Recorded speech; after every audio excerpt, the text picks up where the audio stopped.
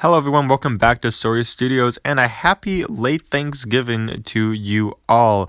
I was listening to Colin Cowherd on The Herd on YouTube. It's sort of like a football podcast, sort of radio talk show.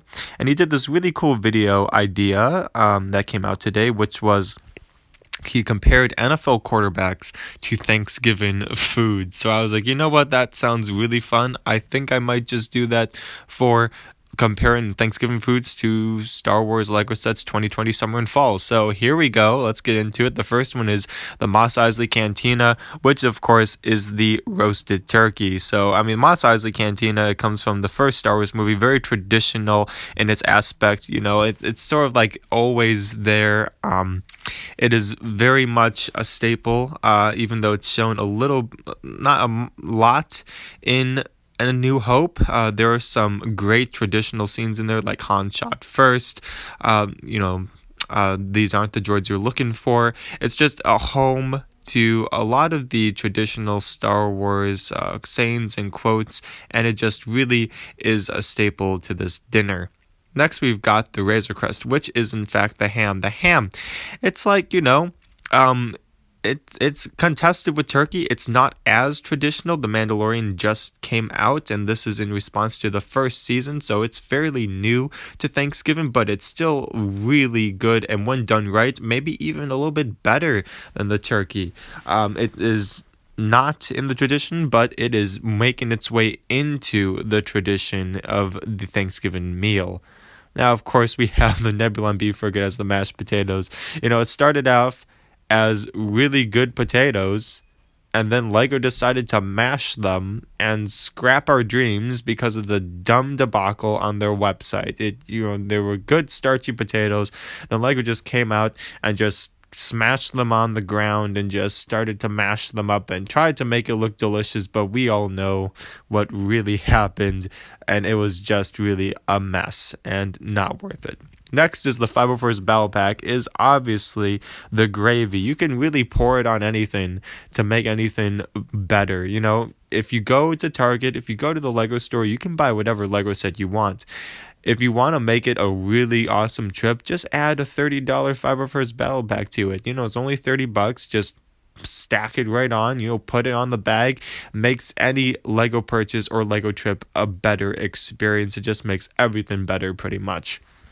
The next one is the sweet potato casserole, which is obviously Baby Yoda, because Baby Yoda is just the sweetest thing. This is one of the best looking brick-built figures that we have gotten. It's one of those things that's like, ooh, I love sweet potato casserole. I always wait to eat this around Thanksgiving. Baby Yoda only comes around during the time when The Mandalorian is out, so it's seasonal, and it's just it's a good set. It's sweet, and it's just really good to eat. Next is the Knights of Renship, is the cranberry sauce, because not everybody likes cranberry sauce. I don't like cranberry sauce. I don't like the Knights of Renship, but there are some people who do like the Knights of Renship, and those are the people who like cranberry sauce.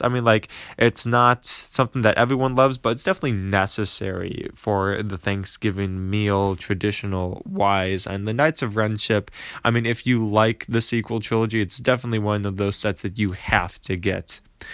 And the next one is stuffing, which is obviously the Star Wars Advent Calendar, because it's just a hodgepodge of a lot of stuff. If you were to just have the breadcrumbs or just have whatever you put in stuffing, it wouldn't be the same. If you just had the small mini brick-built Trade Federation ship, that would suck. But combined with all the other brick-built and minifigs that come with it, like the Poe Dameron with the Christmas sweater on, then it's a delicious meal and definitely worth the dish.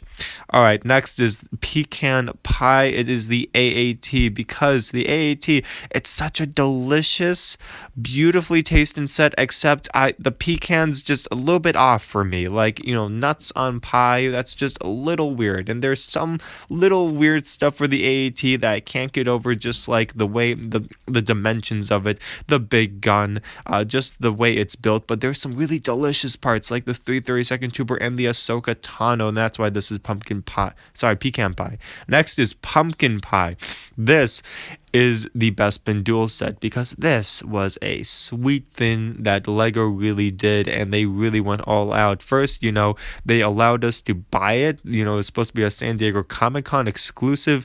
Then they sold out on the website, but then they came out with a second wave because they just loved their fans so much, and also due to an error, but it was still sweet of Lego to do it. It was just a really nice dessert for 2020. Next are the bread rolls. Bread rolls, they're kind of the same every year, but they're just as delicious. The Anakin Jedi Interceptor is kind of the same every year. There's not a lot of change from the last one, to be fair. I know we get like the ETA 1 and the ETA 2s, but honestly, it's kind of the same thing each year. Not saying that they're bad, because they're all very good each year. It's just, they don't really change, but it's a good chance to get them if you missed out on the last one that came out. Next is the green bean casserole. This is a whole meal, just like the AT-AT Walker. If you want to just go to the Lego store and just get the AT-AT, then there you go. You got your whole meal purchase right there, because the green bean casserole has everything. It's practically a meal within itself, and the AT-AT Walker comes with 6 minifigures, 6 awesome minifigures, might I just add. It is the most beautiful AT-AT Walker we've ever gotten. Comes with great features, just like how the green bean casserole made. Next, we've got the butternut squash soup, and it's kind of the forgotten dish. It's the dish that everyone goes for the last if they're still hungry and, I guess wants to try something. That is the Resistance Transport. No one really, knows about it. They, forgot about it. No one is looking forward to Thanksgiving thinking about this dish, but you know what? If you see it there and if you're hungry for more, might as well eat some, why not? Because it comes with a pretty interesting build, so it's kind of just there if you want it. Next is the cornucopia display, and that is the Death Star Final Duel, because this Death Star Final Duel, this is a beautiful display set, and it's packed full of so many delicious items. It comes with the Darth Vader arm print in Luke. It comes with Emperor Palpatine, the 2 royal guards. It has a bunch of really interesting play features, some stickers, and it's just a very well displayed set packed full of fun features and minifigs. And the final one is the centerpiece. The centerpiece is the General Grievous Starfighter. Why? Because you kind of need it. It's kind of necessary to get, but if you spend too much money, you start questioning your decisions. You're like, okay, why did I spend this much money on a centerpiece? That's my question when I, buying the General Grievous Starfighter. Like, okay, yes, I like it, but it's overpriced. Why did I spend this much money? And you start questioning your decisions in life. So that is my comparison of the 2020 Star Wars Lego sets from summer and fall to Thanksgiving foods. This was definitely a video I did not expect to do, and it was just a fun idea. So like this video if you appreciate it, comment down below. If you agree or not, subscribe and click that bell icon. Don't forget, I created a Discord server, so please go join the Discord server for updates on future streams, future videos, and uploads and such and such. All right, everyone, thank you so much for watching, and I'll see you all in the next video.